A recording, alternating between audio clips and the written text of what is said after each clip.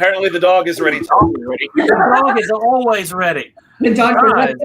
The wife just. Welcome back to the American Sci-Fi Classics track. You have made the right decision in your time spending during DragonCon weekend.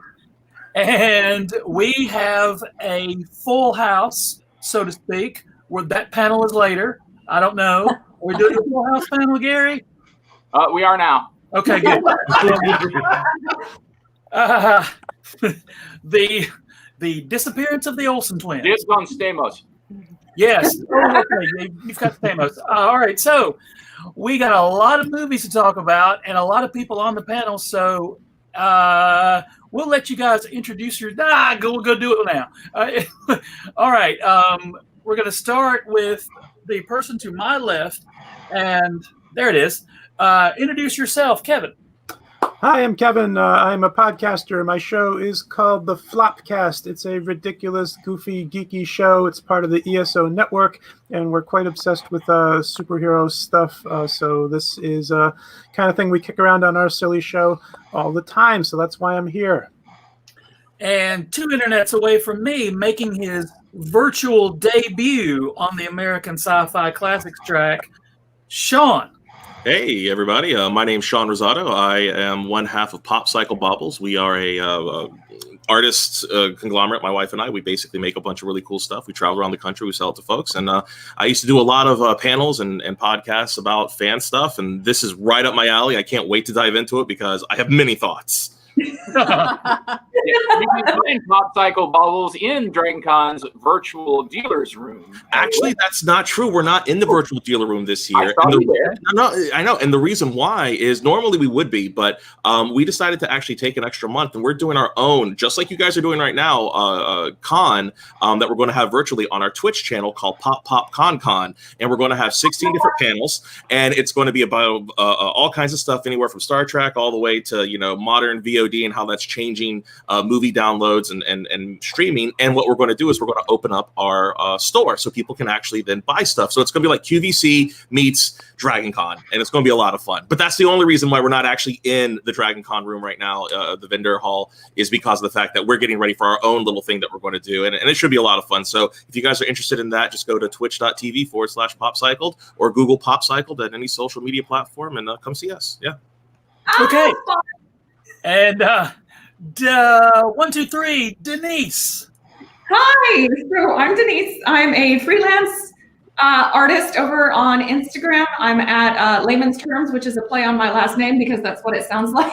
Because the H is not supposed to be there. We're French and we hate the English language. By day, I work for the Army, and then by night, I do comic books. I do freelance art. I do Twitch emojis. I'm a kid with an animation degree and know where to use it. So, fun stuff. But I love Pulp Fiction. The Shadow is my favorite superhero. All the rest of them can go straight to hell. The Shadow is mine. I'm super excited to be here right now. Awesome. Dr. Scott. All right, well, I'm Dr. Scott Viguie, Dr. Geek of Dr. Geek's Laboratory, a full-cast audio drama where we discuss science from fiction. I'm also French, so hey, we're taking over the panel. And can't wait to talk about The Shadow. And 1 internet down from Dr. Scott, a relative of Dr. Scott's. My better half. Hi, I'm a New York Times bestselling author, Debbie Viguie, and I'm a huge Shadow fan, and I am a Shadow agent. There we go. You see the ring. And the Shadow actually has, I know there's supposed to be other things on this panel besides the Shadow, but who cares? There are no other things besides the Shadow. There is nothing else besides Shadow, exactly. The Shadow has a great place in my heart because on Scott and my 3rd date, I was driving and Shadow, the soundtrack from the movie was on, and he's like, "You love the movie too?" And that was it. We were getting married. And Keith. I'm Keith DeCandido. I am not French. I'm Italian. And I have written a ridiculous amount of stuff, both fiction and nonfiction. The part that's relevant to this panel is from 2017 to 2020. I did a feature for Tor.com called 4 Color to 35 Millimeter, the great superhero movie rewatch. during which I rewatched every single live-action movie based on a superhero comic. Hilariously, I didn't cover The Shadow because Get out! Because no, The Shadow isn't based on a comic book. The Shadow originated in radio, so I didn't cover The Shadow. I didn't cover Buck Rogers for the same reason. I specifically was dealing with comic book adaptations of comic books. So because I didn't, the funny thing is because I didn't cover The Shadow, I watched it last night so I would be able to talk about it on this panel, not realizing that we were stacked with Shadow fans to cover it. But yes, I covered everything from Superman and the Mole Men all the way through to Birds of Prey and Bloodshot this year. That's awesome. And I'm going to continue doing it every few months to catch up, assuming they ever release movies ever again. Assuming the apocalypse is not going. And right next to you, Michael. My name is Michael Bailey. I am both Irish and English, which means I hate myself. One thing, all right. I'm a podcaster. I talk about all kinds of superhero and comic book stuff over on the Fortress of Baileytude podcasting network. And most of what we're talking about tonight or today or whenever you're watching this, I remember reading about in the back of Comic Scene magazine and looking forward to every single one of them. So I will be bringing up Comic Scene magazine a lot during this panel. And Michael, you can hang out with those of us who are Italian and French, and we will give you good wine to make you not hate yourself. And cheese. And cheese. And Gary. My name is Gary Mitchell. You can find me on the Twitters here. I am the co-director of the Classics track, along with Joe, who, at least in my screens, is right up there. Yes. And I have been a fan of superhero movies since I could walk, or before I could walk. And so I'm looking forward to talking about all the others. I am still sad. I was working at a movie theater when The Phantom came out, and I had one of the Phantom rings. Oh. And I lost it because it didn't fit on my finger very well because, it was a giveaway at a movie theater. So, but it was a nice metal ring, and I'm looking forward to talking about The Phantom. And all this talk about the different nationalities reminds me of my favorite soccer hooligan story where the English or the Irish were playing against the Germans. The Irish chant was, "We hate the British more than you."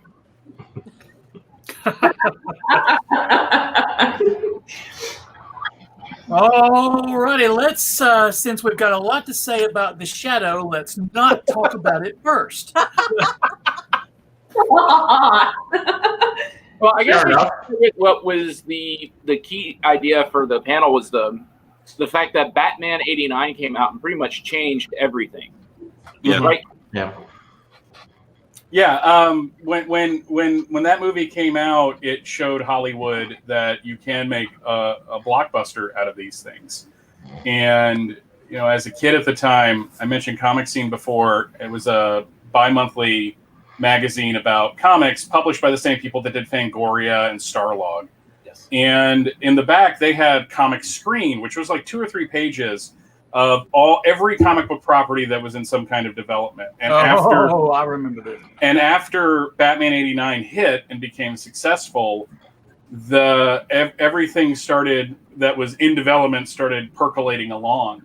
And there was this promise, this golden age of comic book movies that we finally got in 2008.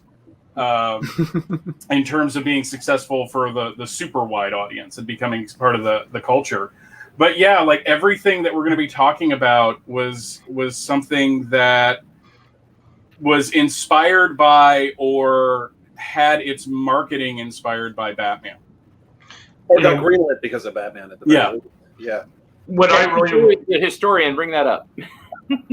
What I really remember about Batman '89 though was the sense of timeless reality.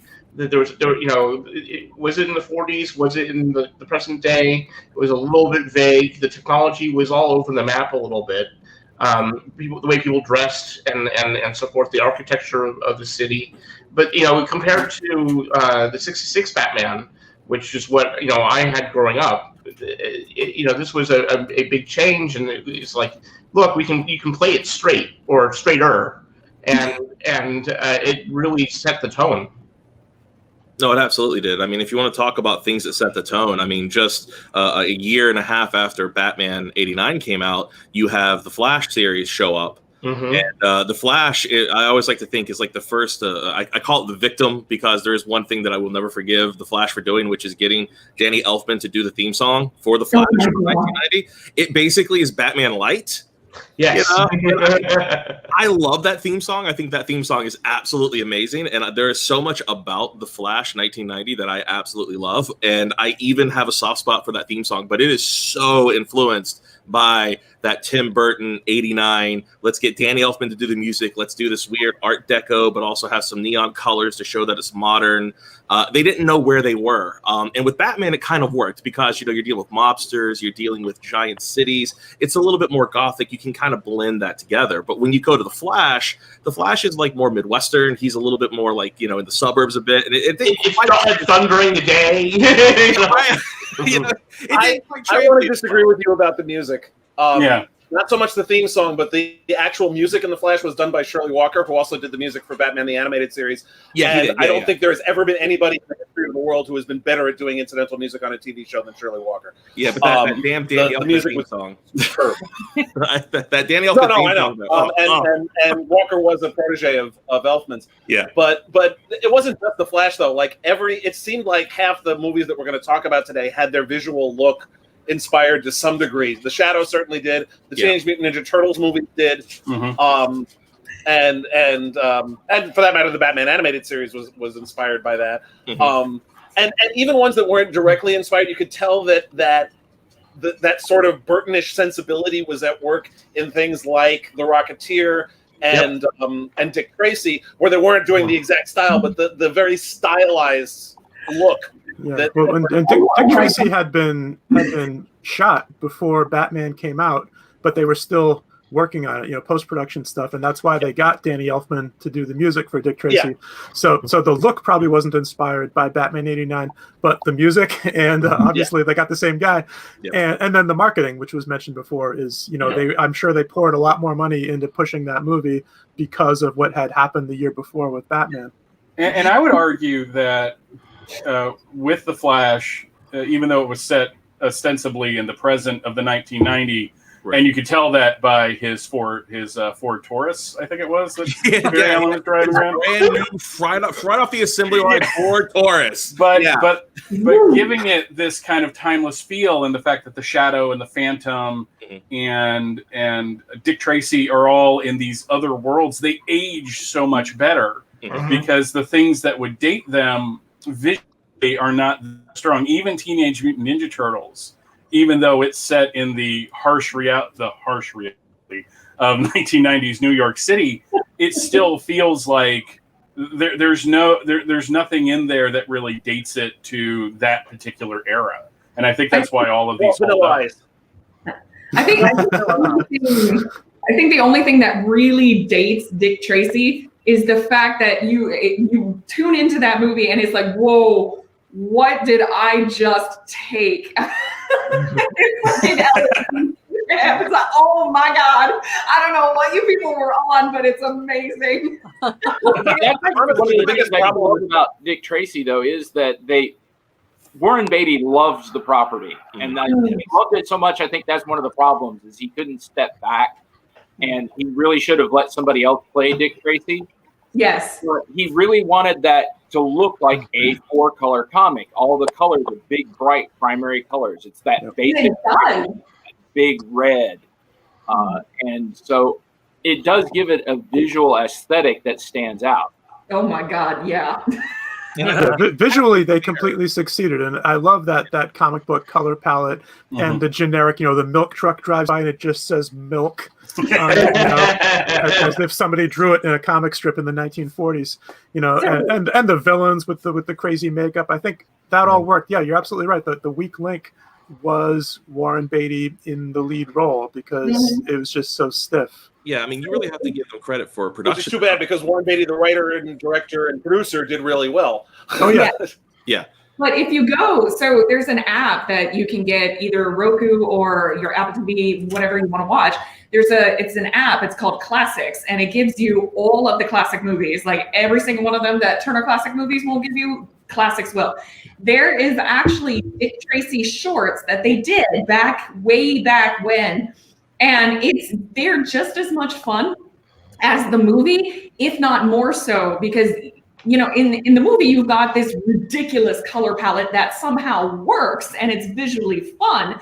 But you change that out for the fact that they weren't filming in color back in those days, but they did have the ridiculous comic book names, villains and everything like that. And that's really what makes it fun. And then of course the guy that they got to play Dick Tracy, he's way better than Warren Beatty. I hate to say that, but it's true. He's better than Warren Beatty is in that role. Yeah, but I mean, seriously, if you go and you look at what Dick Tracy got right, basically, like everybody said, Warren Beatty's the weak link, honestly, of that particular build. Because when you look at just the I don't even like to call them the mobsters, I like to call them the monsters, because all of those makeup designs, those are monstrous designs. I mean, Al Pacino as the main, what was it, Big Boss? What was it? Big Boy. Big Boy.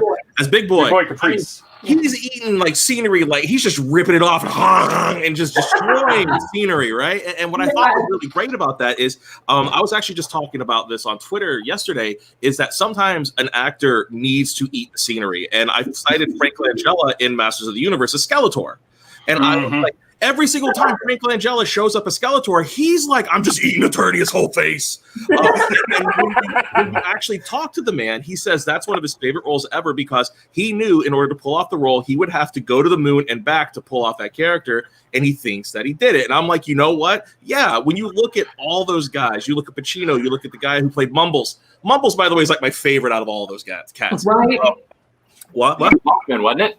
Dustin Hoffman, yes. Yeah, if you had ever worked with Warren Beatty, you were in this film. Yeah, but Mumbles was just such a great freaky character. But you look at all of them. I mean, Flat Top looked great. They all were just amazing monsters. And then they had that hypercolor, like somebody clearly had just gotten off of some trip from the 60s and said, "Oh, I saw something cool." Yeah, they just needed somebody. You know what they needed? They needed a Michael Keaton. They needed somebody that no one saw coming. Yeah, and they put him in that role. Because I mean, remember, even though we're not talking directly about Batman, remember the uproar people had people had about Mr. Mom being in, the suit. So, they needed Batman. They needed Batman in the movie. They needed Batman. Yeah. Every time there's a casting thing now, people start screaming. I'm like, man, we've been doing this since Keaton. Mr. Mom is Batman. Like, yeah. And Robert Pattinson, they're like, oh, the glittery vampire guy's gonna be Batman, and I'm like, hey, Mr. Mom was Batman. Let's see. Look, I got a hierarchy of Batmans. Okay, Kevin Conroy and Michael Keaton fight for the top spots. Because right. I'm just saying. If we're going by voice alone, Conroy wins. Yeah. Oh, yeah. Absolutely. Conroy kills. Oh yeah, totally. I love that he's my Waze voice right now. Yeah. That's awesome. That just happened, right? That just started, didn't it? Yeah, it did. It did just like a week ago. Will Arnett will always be the Lego Batman that we deserve. Yeah. I also think that one of the keys to Dick Tracy is that the color palette kind of disguises how adult that movie gets at times, because there are people sailing, murdering people. And I watched it like a couple years ago. I bought it on DVD. I had it on the television. I hadn't seen it in years. And I'm like, am I seeing Madonna's nipples through that shirt? You are. How did they get away with that? I mean, I know it's Touchstone, but I'm just like, oh my God, there's nipples in what is this? What they were selling is a kids movie, and I'm just like. Also, a lot of the dialogue of Madonna as Breathless Mahoney, I was shocked by. That there's a scene where she's behind the door. He thinks it's Tess, and what kind of ice cream did you bring me? And her answer to that question was such a naughty double, triple, quadruple entendre that I could not believe that got in the movie. Yeah. Look, it might have surprised you guys, but I grew up with 90s Saturday morning cartoons. I can tell you how they got away with it. Oh, yeah. Just the way they got away with it in Animaniacs. Yeah, that was the era of Ren and Stimpy, man. That was. Yes. So here is regarding Madonna in Dick Tracy. This is from my cassette soundtrack. Wait, okay, so here is the cassette soundtrack, but there is. Oh no! There's a centerfold. So you don't get that with an REO Speedwagon album. That's No. No, you just heard it from a friend who heard it from a friend. It's just the lead singer, and you're like, dude, put on the shirt. I love you, Michael. I love you. But yeah, like everybody is in this film. Everybody is in Dick Tracy. Kathy Bates is in Dick Tracy. Yeah. It's a small, like, super throwaway role, but she had worked with him years ago. And I think one of the secret weapons of this was, God, what is her name who played Tess? Oh, Glenn Headley. Thank you. Glenn Headley is like the secret weapon in this film. Because she's kind of the straight man throughout the whole thing. Yeah. Yes. And she is amazing throughout the movie. Yes. And that hat that she wore, that hat did it. And like, she had a better hat than Dick Tracy, quite frankly. Yeah. she had a better hat than Tracy. So. I still want that hat to this day. I will never get that hat. That was awesome. You know, because you know what it reminds me of is when she turns around, because it was in every single trailer. She would turn around, she'd have that hat on. She'd go, Tracy. And I always remember in the Shawshank Redemption, all the guys watching the movie and they're waiting for what's her name to flip her hair back. For me, that was kind of that moment of her turning around going, Tracy. Like, yes! Yeah, no, Tess was awesome. I love Tess. And Kid was cool too, but I mean. Charlie Korsmo, yes. Yeah. We clearly, and Gary, we almost did a full Dick Tracy panel, and so we may have to do that. So move on. Any excuse to open up my cassette of the soundtrack and look at that again? I'll like I said before, the one that I love all of these. Those that aren't good, they're good. But for me, it was Phantom. Because I've always been a fan of there's Debbie. Yeah, we have to. I heard the Phantom, Gary. Unfortunately, you broke up a little bit there. If you want to maybe. Yeah, what's up with Gary? But because I've always been a fan of that character, I loved him ever since I discovered him. I an uncle of mine had a whole bunch of collections of the newspaper strips, and I just love the idea of this guy. I love the idea of a legacy character. You know, he's called the built-in who walks because because as far as everybody he fights is concerned, he's the same guy that's been doing this for like 100 years, and then it's a lineage. And I thought Billy Zane was underrated in the movie. Oh yeah. We had Patrick McGowan, who I've always loved since The Prisoner, as his ghost dad. Which any movie where you got a ghost dad, except for Ghost Dad, is usually good. and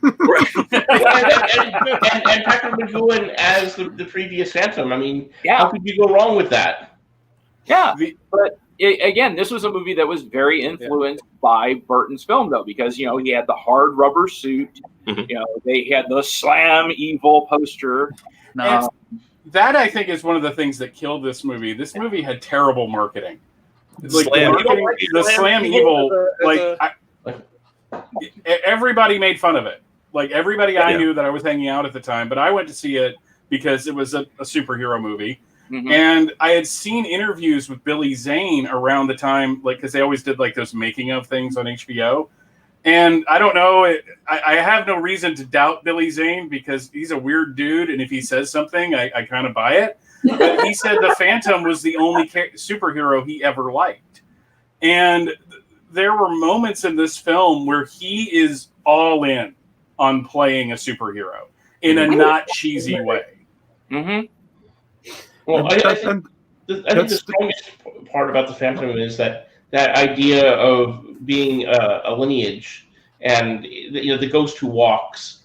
That is the strongest part of that. Unfortunately, being the modern day Phantom and without having that connection to that legacy, it's hard to connect to what makes that character so unique. Yeah, he's very much like the one we're going to wrap up with. I think that pulp hero aesthetic. Mm-hmm. And I think almost every single one of these, except for the Flash, is more of a pulp hero than a superhero.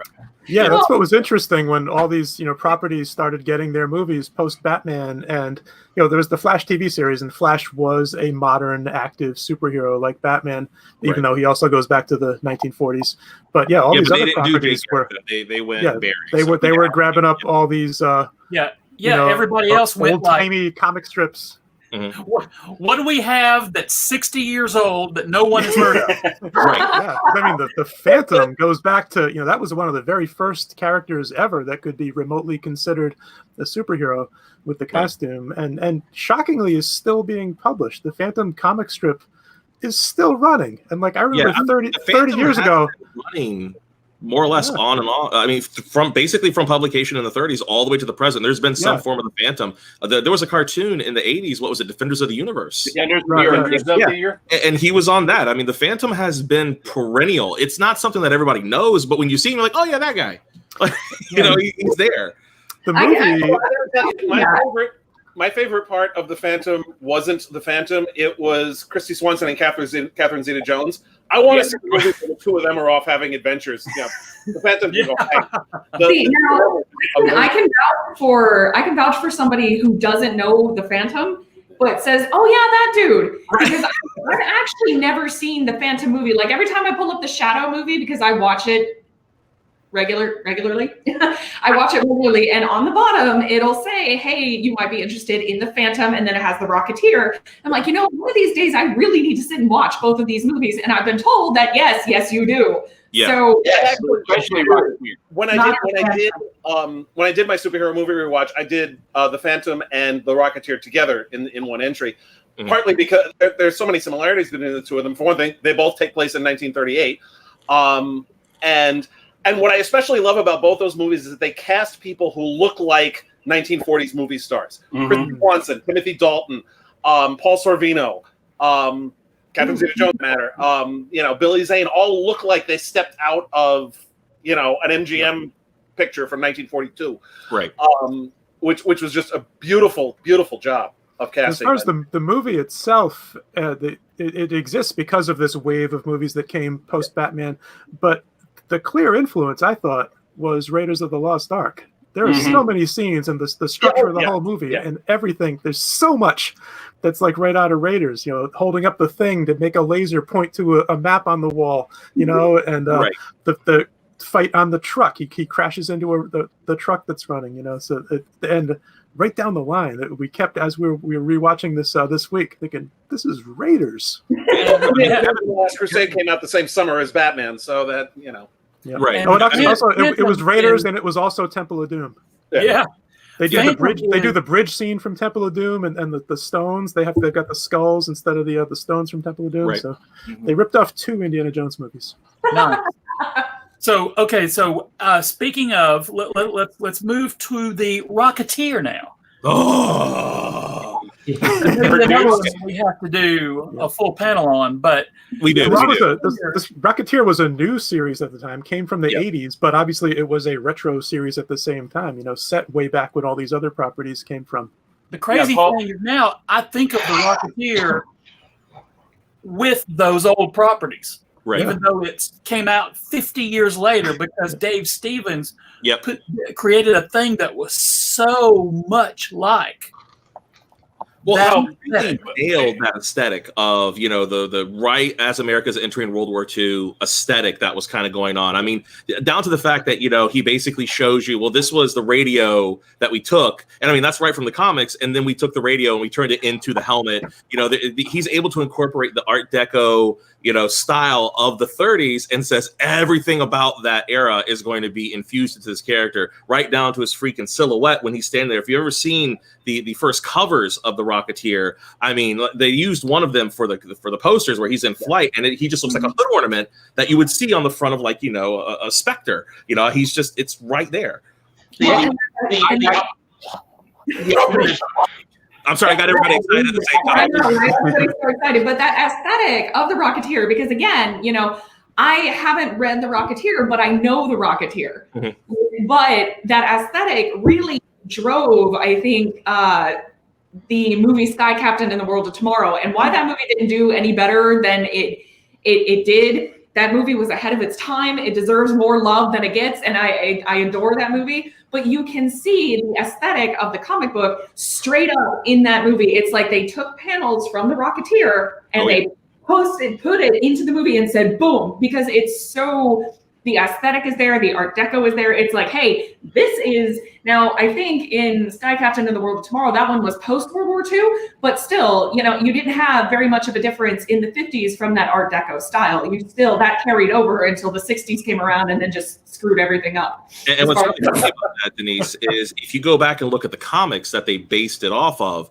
the comics in the Rocketeer, you're literally able to pick whole action sequences from the comic, and they just reproduce it perfectly in the movie, which is why. Really? Yeah, when my dad took me to go see this movie, there is this famous shot in the comic book that makes it scandalous, because in the comic, his girlfriend is not just a random actress named Jenny. It's actually Betty Page. Right before she becomes Betty Page. And we all have a famous photo of her kind of covering herself, going like, ooh, that photo where she's looking really surprised. There's a scene where basically the main character, played by Billy Campbell, runs in, kicks down the door because he thinks his woman's stepping out on him, and she's at the photo shoot where this photo is taking place, and they take the photo because she's surprised. Wow. They frame a real life event, you know, but they make it to the comic, and so my dad's like, okay, there might be a scene in the movie you have to play. And I was like, okay, Dad, no problem. Never happened. At the end of the movie, I'm like, what was the scene? He's like, I'll tell you when you're older. You know. But one of the still waiting. One of the Did other your father look hugely film, disappointed as you walked out? No, my dad loved it. One of the things that my dad loved. I mean, because that one scene was missing. Oh no, not because the scene was missing, but he loved the aesthetic of the Rocketeer, and he loved pulp comics. He's a huge fan of pulp comics and pulp radio. He grew up in the 60s when they would, you know, do that thing where you drop off your kid at 10 o'clock in the morning. They just run those pulp serials all day for like a quarter or something, and you could just leave your kid at the movie theater for like 8 hours. So he loved watching this stuff, and this was like a modern take on that, and he was just in love with it, and he walked out with the biggest smile on his face. I loved it. I mean, what's not to love? You got, of course, a young Jennifer Connelly, just in the era of like just silk and satin, and just, oh my god, you know, you got Billy Campbell at like peak Billy Campbell. I mean, just killing it, right? Timothy Dalton basically playing himself, except of course he's actually in the 30s. You know, I mean, they even got what Dalton was playing was the version of Errol Flynn from the 1980 that was debunked by the time the movie came out. Yeah. I mean, seriously, and we'd see him play that role too. I mean, like Timothy Dalton was just peak Timothy Dalton, but like Paul Sorvino is playing like the quintessential mob boss. Oh, and I love that about the you know, hey pal, that's the U.S. of A. you're talking about. Yeah. You know? Oh my God, it's so great. I may be a criminal, but I'm an American. Find out that they've been working for the Nazis, and they flip on the Nazis, and the Nazis are like, we paid you good money. They're like, yeah, I might be a crook, but I'm an American crook. It's so great. And of course, Michael, you want to say something? I was just going to say, I'm going to give a shout out real quick to Tiny Ron Taylor as Lothar. That Lothar makeup, he is, if you read the comic, it is exactly how he looked in the comic. That Lothar makeup is so gnarly. He looks like Lurch. Rondo Hatton. Yeah. He's basically Rondo Hatton, who was an actual actor who looked like that. Yeah, it's so great. Yeah. I'm sorry, please. Oh, no, I was just going to point out behind the scenes, too, you had Bilson and DeMaio, who produced the Flash series, working on this, which is how you got Stevens doing the design for the Flash TV series for the costume. But it's directed by Joe Johnston. Mm-hmm. And when you look at when I heard that, when I heard that he was directing Captain America: First Avenger, that is the moment I knew Captain America: First Avenger was going to be amazing. Because I'm like, if the guy who did the Rocketeer. Yeah, well, yeah, but it's just like if he can do that, he can do Captain America. He's do this, but it's just every one of these, even the Shadow to a certain extent, which is a little more tongue in cheek than the rest of them, is just so earnest and so serious. So you buy it. Nobody looks embarrassed to be there. Nobody looks like they're mugging to the camera like they just got paid. Even at Dick Tracy, where most of them were mugging to the camera because they just got paid. But the Rocketeer had this high adventure feeling in the summer of T2. So it's like one of those things where I think that's one of the reasons why it gets drowned out is that it was Disney's big like push for that summer, but it got big-footed by another bigger property that had a successful sequel. Right. Also, the Kevin Costner Robin Hood came out that summer also. Peter David tells the story because he was offered to novelize both the Rocketeer and Robin Hood, Prince of Thieves, and he could only do one of them in the time available, and he went with the Rocketeer because he looked at the script for Robin Hood and thought it would tank. Who knew? One movie that should have. Yeah. Oh, it should have. Yes. It's a crime that Rocketeer didn't do better. It really is. It was just such a joyous, wonderful, beautiful piece, beautifully acted. That Rocketeer cast, a comment came in on Facebook that reminded me we were also surprised, happily so, for Terry O'Quinn when he pops up as Howard Hughes. Howard Hughes. Oh yeah. That was Terry And of course, Lost before that. Yeah, and of course, Cliff Secord, as he's escaping Howard Hughes's bay, he gets the what they call the iron albatross, and he flies it, the model of it, and it actually does fly. And of course, famously, people said that his model would never actually be able to fly, and he goes, "The damn thing will fly." And of course, a couple years down the line, Howard Hughes actually did get the iron albatross to take off in the air and fly. So stuff like that, little tongue-in-cheek things, but it was taken so earnestly. It was absolutely such a movie that said, "We know what we are. We're having fun with it. You're going to feel good when you get out of this movie." And it delivers exactly that. If you've seen Captain America: First Avenger, same energy. Yeah. And I think that's what makes all of these movies. Like I said, the only one of like this trifecta that I have seen is The Shadow, and Dick Tracy. But I think that's really what makes these movies so much fun in comparison maybe to movies now. And even Flash Gordon was fun. It was campy as hell, but they played it so straight, and you had all of this ridiculousness going on around it. But the fact that the actors, you could tell that they were having fun with it, and they were just so earnest in their delivery. Like Alec Baldwin as the Shadow, I'll never see anybody else as the Shadow but Alec Baldwin, because he was just like, it's Batman, because at the time, Batman took off and took over, and it was after Batman that they did it. But it's like, he's basically Batman, so I'm going to play it as if I'm Bruce Wayne, and he had fun with it. Right. And I think like this earnestness, this, it's superheroes, this can't happen. I think that's what's missing in a lot of the movies, except for maybe like Black Panther and then the first Captain America movie. You don't get that earnestness. You don't get that sense of fun anymore. And I think that's why, for me personally, I keep going back to these old fun superhero movies, because that's what they're supposed to be. They're not supposed to be like, why so serious? Yeah. Well, yeah, there is an optimism and to them, and like I said, we were talking even about on the Flash Gordon panel last night, that whole idea that the actors are taking it very seriously. So you're going along on the ride with them, and you believe them in the roles, which is important. Mm-hmm. And it's feel good kind of themes. Where the hero is truly the hero. I mean, even with the Shadow, where he's a lot darker than Batman, he's got a much darker twisted past. You're like, dude, but at the same time, and he still struggles with that, and you can tell. But he's still, there's still so much difference, in how they portray heroes a lot of times today, where they would have done something different with the Shadow if it had been done like 3 years ago. Yeah. The Shadow wouldn't be the Shadow if it was done 3 years ago. That's true. I think Shadow is the one of all of them that is the most heavily influenced by the Burton Batman, though, because everything from the marketing to the directing to the art style and set decoration screams it's different guy but Batman. Yeah. Yeah. I want to say one more thing about the Rocketeer, and then we'll get to the main event. The one we're all dressed up for. Yeah. Dang it. A couple of people in the comments were saying, well, where is Billy Campbell now? Well, there is a Rocketeer cartoon series on Disney Plus now with the Rocketeer's daughter. And Billy Campbell plays the Rocketeer in that cartoon. So he's still playing Cliff Secord just 30 years later. Yeah. Okay.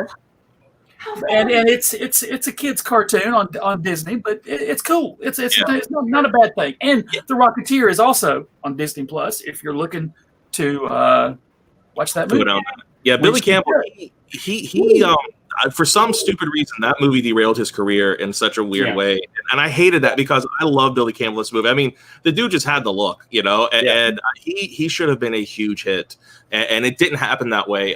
In fact, the last time I saw him prior to hearing about this was his last really big role was he was in the 4400 as the slimy kind of used car salesman guy who was always trying to find a gimmick to make himself rich and famous. And then he gets kidnapped by, aliens, and he comes back and he realizes, oh, I can turn this into a gimmick, so that was an interesting, role for him to play for like 3 or 4 years, but that's it. And I always hate that because everybody else in that movie, have gone on to have really long careers. Jennifer Connelly's had, number of successes. Obviously Terry Quinn, has had a huge success with Lost and been in everything. I mean, he was even, what was it? The Stepfather? Yeah. Yeah, he was a step. I mean, he's done all kinds of stuff, but I always felt bad that Billy Campbell didn't get more just groundswell because nobody that I've ever shown that movie or talked to about that movie has ever said, you know what? It's not like we talk about Warren Beatty and Dick Tracy, like, it's a strong movie, but the main actor. I mean, he's just so perfect for it, but it happens. Yeah. And now, Shadow. The Shadow. The Shadow. That was such a perfectly cast movie. Yes. I mean, Penelope Ann Miller looks like Margot Lane. Yeah. Even like before the movie ever even came out, it was like, of course you cast Penelope Ann Miller as Margot Lane. She's perfect for it. Everybody. I mean, Jonathan Winters, Peter Boyle, everybody. Matt Shimono. Honestly, the only casting misstep I thought was the bad guy. Oh no, he's great. He's perfect. Oh man, he did nothing for me. I was not gripped by him as the villain. He was I thought the only weak link in the cast. You see, I can't disagree more because I thought that what I thought was interesting was that Shaun Khan was a great mirror to what Alec Baldwin had gotten away from. He liked being a villain. He liked being the guy to go around and torture people. And he was like, why stop at 100 people? You kill 100,000 people, and he was very much an arch villain. And kind of like with Bond movies, when you make them sympathetic and realistic, it doesn't work. When you make them like Goldfinger, you're like, that's my villain. And Shaun Khan was very much. I didn't need him to be realistic. I just needed him to be more convincing. I thought he was so great because when he first shows up, he shows up in his great grandfather, or however many generations removed. Yeah. He's in the damn coffin, right? He comes out and he sees a guy shoot yourself in the face. And just walks on through. I mean, just. And it was the guy who played Neelix on Voyager. Yeah, I was about to say. Voyager. Right, yeah. Anytime to kill Neelix. Yeah, that's fair. Yeah, I think really, acting-wise, the only misstep in this is Tim Curry's very unconvincing American accent. But oh my God, never really pull that off. No, the secret to this film, outside of the stars and everything, is that it has a very subversive sense of humor to it. Mm-hmm. One of my favorite scenes is Khan makes the guy jump off the Empire State Building, and there's it cuts away to the guy falling, cut to Alec Baldwin, it's all falling into place, and then you hear the guy land, and I'm like, okay, I remember I was the only one in the theater that, one, enjoyed this film when me and my girlfriend at the time went to see it, and two, laughed uproariously throughout the entire thing. When Alec Baldwin delivers the line, Brooks Brothers, Fifth and Madison. That's awesome. Are a madman. I was just like, everything about this film is great. If this moment is the only good moment of the film, it makes up for everything. Well, it's because they were aping an actual commercial from the radio show when the radios, the spot they had wasn't working, and so the actors ad-libbed. Yeah, they ad-libbed it in character in the show, and so they that was an homage to that. So that was what was awesome about it. You're like, wow, they really know their material. Yeah. My only problem with the Shadow movie is that it's PG-13 and he has 2 45s and doesn't shoot anybody. Yeah, I know, right? Shadow should be plugging guys like crazy. Can we talk about how great Margot Lane is in The Shadow? Like, Margot Lane, I think, is my favorite female companion. Even in the radio show, she was amazing. But I think in the movie, especially when she's in Lamont Cranston's house and, you know, she stayed the night and she's not leaving. I don't care what you say. So sorry, but not sorry. She looks at Lamont Cranston when he says, I am very psychically well endowed. And she looks at him and says, I bet you are. I was like, yes, that is amazing. And she keeps it up through the whole movie.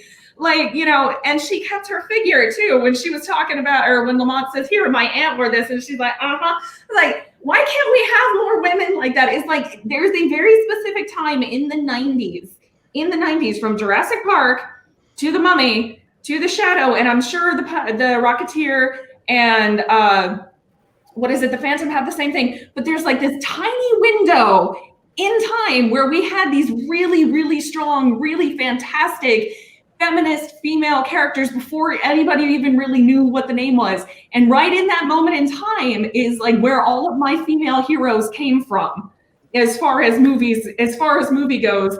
And like Ellie Sattler, I've got Marion Ravenwood, Margot Lane, and Evie Carnahan. Like, those are my top female movies, and they're all from, minus Indiana Jones obviously, but they're all from the 90s. But I mean, Margot was the best part of that whole movie, and you can excuse the fact that, yeah, she wound up being Lamont Cranston's love interest, but it wasn't played up like they normally do in those movies. It was just like, yeah, that's a thing. She's okay, moving on. And honestly, I would have loved the sequel. Yeah, I mean, definitely you have to look at the fact that era was also the era that, you know, begat Lois Lane, which is by far the nails chewingest, most hard hitting, you know, feminist icon of, you know, that era. I mean, also, you could also argue the We Can Do It. What is her name? Rivet. Rosie. Rosie. Thank you. Rosie the Riveter. Thank you. You know, but I mean, like they all, to me, whenever I see that, I'm all like, they're all flavors of Lois Lane, and that's not a bad thing, because who doesn't love Lois Lane, right? I mean, right. You know, so I mean, but you're right. I mean, absolutely. If you watch The Phantom, there's actually a really great scene where you have the good and evil version of that, because you have Catherine Zeta-Jones as somebody who you think is going to be on your side but isn't, and then you have Christy Swanson, who you think is going to be like the demure, oh, I don't know what I'm going to do, and she just whoops ass. It's pretty great. Those two were the movie, as far as I'm concerned. Billy Zane could just go screw him. You know, and you know, there is a moment where they know that Catherine Zeta-Jones is bad, and you have Christy Swanson there, and you have Billy Zane there, and because she knows she can internet, literally Zeta-Jones is like, you know, we're all in this room. You wanna? And there's like gunplay, and she's just like, we could take like a half hour and get back to the fighting afterwards. You know, there's a moment where Christy Swanson looks over to the Phantom, and Phantom looks at her, and they're like, maybe, but then they go ahead and they don't. But like it happened, like it's there, it's in the movie. But that's the power of the funny. So it works out nicely. One thing about The Shadow that does date it, and it's not the era in which it takes place, and it's not the fact that everybody was younger then. It's the hey, look, we just learned how to do really cool CGI on that knife. Yes. That knife, yeah. Oh my God, that knife. If you ever get the Scott has the knife. Yeah. And of course, Scott has the knife. Yes. Of course. What I would like for a sequel is for that knife, the screaming. That knife. I would like it to have to face off with Freddie the Flute from HR Pup and stuff. I hate to see that. I would watch that. Can we have that? That would be great. I watch it. Purple Win. I agree. The CG dates it. Unfortunately, they could have gotten the same effect if they would have just done what is it? Stop motion. Stop motion would have done it. Anything but the CG. But I get it. It's a new toy. We want to play with it. It's really cool. But I think if they had not used CG, that movie would have not been as dated. I mean, even Ghostbusters at some point, and I did a whole paper on the special effects in Ghostbusters and how they still hold up 20, 30 years later, because they do. At some point, it's not going to hold up anymore, you know, but that's just the nature of the beast. And so I'm assuming at some point they're going to go in and they're going to digitally remaster it and do 3D special effects, because, you know, you want to preserve the movie and things like that. But I think in terms of The Shadow, it would have been better if they just would have done anything but CG. Or just not had the knife. The knife, like you could. And that's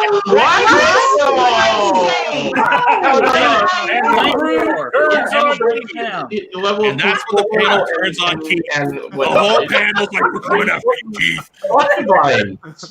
The Ray Harryhausen effects, I think, actually works with the style of the knife itself.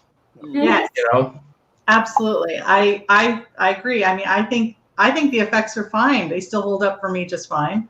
And the knife is really, it's its own character, and it does show his progression in his skills. It's. And the fact that he finally was able to master it was the one thing that got him to truly be able to win against Khan. I mean, that was the whole thing, was that Khan was pushing his buttons and was being very effective for the fact that, Lamont is still very much struggling with his own redemption. And so the moment where he actually gains control of the Purba is important. And like I said, with that design of a creature, I would expect a kind of Ray Harryhausen stop motion animation, style effect. So the fact that they mimicked that with modern CG, plus also the director of this film is the same one that did Highlander. If the end doesn't surprise you with all the glass, like that. So he also directed the video for "Hungry Like the Wolf," right? Which is basically the same story. Talking about the redemption of Lamont for a second, though, I always think it's funny that we always talk about the redemption of Lamont from the fact that he's no longer going around just slaughtering people left and right. That's good on you. But one thing I think that nobody ever really likes to talk about is the fact that every person he saves, he's like, "You owe me a life debt. If I call you, you show up." He has like this whole network of people, and he could just roll in, and he's just like, "Give me your goods," and they're going to give him his goods. Like he kind of has made his own little mafia crew. That's right. It's a whole mafia Don. Maybe not today, maybe not tomorrow. He's still the same. He's still doing the same thing that he did back in the day. Right. Yeah. But for good. But for good. Yeah, he's more altruistic, but he's still making his own little, feast of people. That's right out of the pulp. And one of the things that's interesting about him is the Shadow is really an asshole. Yeah. And they leaned into that. It's something that the Howard Chaykin comic book did, which was very influential on this movie also. Yeah. Was really leaning into that. I mean, and it's that's what's interesting about it, is that he is still, because you get that opening where you saw that he used to be this horrible warlord, so you see where it's coming from. Right. And it is a redemption arc, but he's still at heart this guy who was perfectly happy to just randomly kill people. But I think that's what makes him, I think that honestly, and again, this is just me, I think that's what makes him a better character and a deeper character than Batman will ever be. Because, you get these comic book writers that sit there and say, well, Batman is like the epitome of good. And then you say Batman is like in that gray area in between. And then you've got like the Titans, where Robin, or Dick Grayson, who will eventually become Nightwing, and he's fighting against Batman, who apparently is like slowly going off the rails, and Dick Grayson's like, no, he's a jerk. And so you've got that Batman dichotomy. But what you have with the Shadow is you've got Jinko, and then you've got Lamont Cranston. And the fact that the movie is like, you know what, he can be Lamont Cranston, who is supposed to be like this upstanding guy, but he's also a mob boss, and he's still gonna be Jinko, and he's always gonna fight against that desire, because it's still very much a desire. He's still gonna fight against that desire to become Jinko again, and in that you have the Shadow.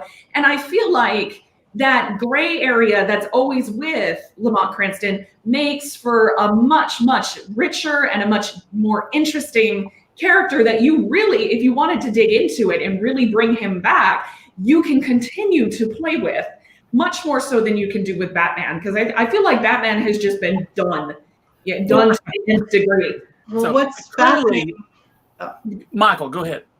No, I was just rolling that thought about Batman. I think that version of Batman has been done to death. But I think one of the key scenes that highlights what Denise was just talking about is the dream sequence where he rips the skin off and he's Khan underneath, leading to another great comedic beat where he's describing the dream to Margot, and she's like, "You need therapy."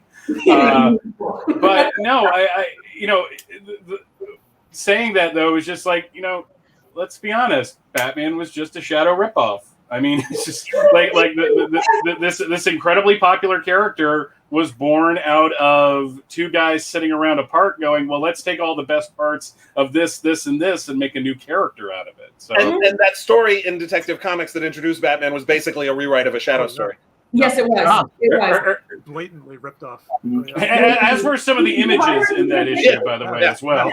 I feel like we're going to have to do a Shadow panel now. Yes. And we would be remiss if we did not mention the great Jim Steinman song from the end. Oh, that's what I was very. Like we were in the same panel. That's exactly what I was about to say, because I happen to have the cassette right here. Unfortunately, there is no Margot Lane centerfold on the cassette. No, but there is a very stern image of Alec Baldwin being very serious right there. Yes. But there's no Margot Lane centerfold, unlike the Dick Tracy. He's doing the full smolder. The full smolder. But that song by Taylor Dayne. That's killer. Jams. I love Taylor Dayne. I've been to a Taylor Dayne concert. I'm a big Taylor Dayne fan, and her pipes are up to the challenge of a Steinman song.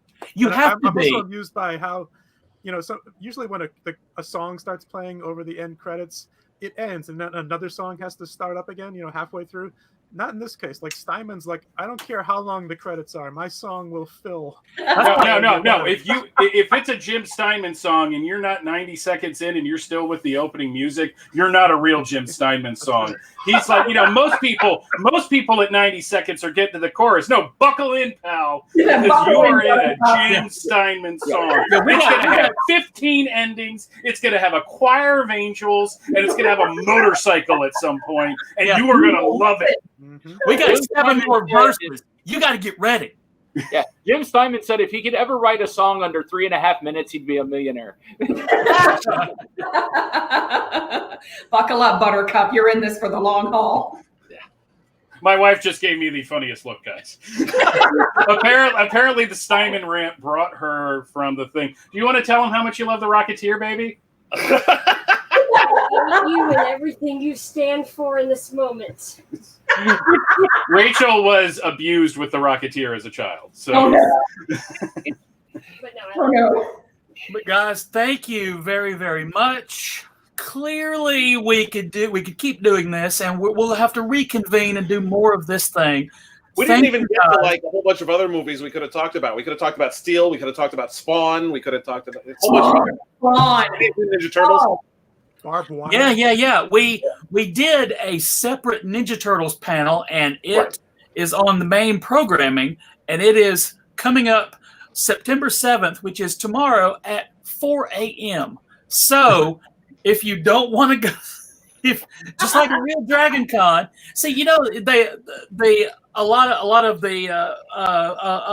our panelists, they'll go, well, you're and by a lot of our panelists, I mean Bethany Kessler. She'll go, oh, you put on panels too early. This is at 4 a.m. Luckily, we already taped it. So, but we there's so much to talk about. But I think we've covered a lot of it. And thank you guys very, very much for coming to Dragon Con Goes Virtual, and we will see you later today for more cool things. And you'll see all these people again for more cool things. And thank you guys again. We will talk to you soon. Thanks. Bye. Bye. Everybody do the shadow laugh as we're going.